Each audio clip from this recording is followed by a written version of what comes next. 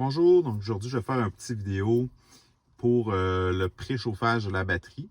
Donc comment faire le préchauffage, comment l'activer et qu'est-ce qui doit être actif aussi pour que ça fonctionne.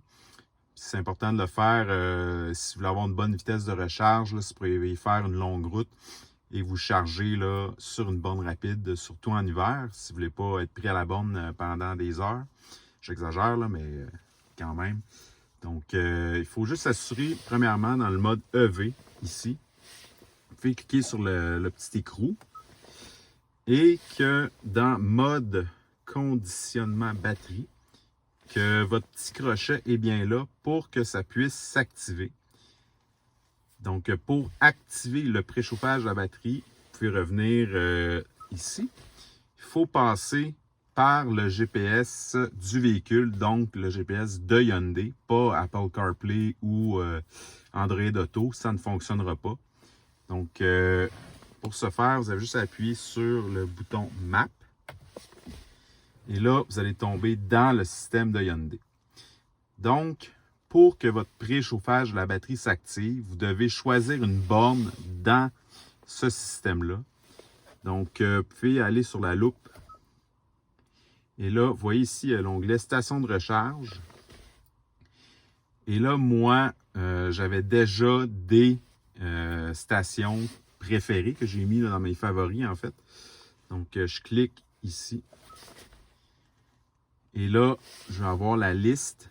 Donc, disons là, que demain, je dois faire l'aller-retour Québec-Louisville. Donc, ce que je ferais, je vais aller ici choisir la borne que je veux à Louisville. Et je vais faire définir en tant que destination. Donc là, le GPS va faire ce qu'il a à faire. Et il nous dit même en plus, là, dans le fond, il dit qu'on va arriver à 45%. Et là, le préchauffage à batterie va s'activer quand le véhicule va en avoir besoin. C'est sûr que vous devez avoir plus que 20% de batterie. Là, moi, je suis à 93%, fait que c'est sûr qu'il ne s'activera pas maintenant. Mais juste pour vous donner une idée, avant hier, j'ai fait le même chemin, Québec-Louisville. Il faisait pas mal plus froid qu'on est parti. Là. Il faisait moins 18. Et le préchauffage de la batterie s'est activé dès qu'on est parti de la maison. Et il est resté actif tout le long du trajet parce que c'était entre moins 18 et moins 15 degrés.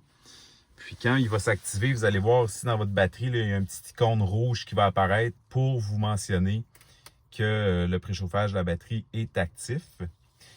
Et ça m'a permis, là, sur une borne de 100 kW, d'avoir une vitesse de recharge de 90 kW, là, pas mal tout le temps de la recharge.